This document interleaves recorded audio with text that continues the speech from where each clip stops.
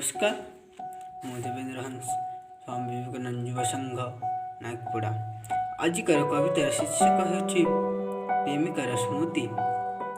तुमे काहींकि मने पड़ आज ए नीरवतारे, तुमे काहींकि मने पड़ आज ए नीरवतारे, केबेठू तो मते भूलिछ, काहींकि एते दुख देई निजे भांगी रहिअछ, काहींकि एते दुख देई निजे भांगी रहिअछ।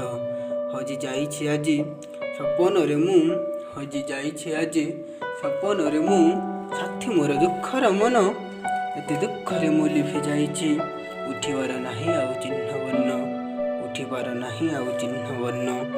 मने पड़े आजि मोर देइथिबा स्मृति तुमर, मने पड़े आजि मोर देइथिबा स्मृति तुमर, मते पछ करि जाइछ तुमे दूरेई, आज तुमको देखिले चिन्हि न पारई, आज तुमको देखिले चिन्हि न पारई।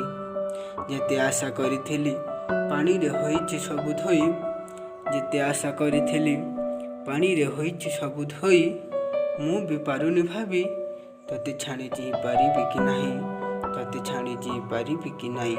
जानिसी साथी तुमे अट मोर हृदयर स्पंदन, जानिसी साथी तुमे अट मोर हृदयर स्पंदन, तुमरी अनुपस्थिति रे हेब मोहरी मरण, हेब मोहरी मरण, हेब मोहरी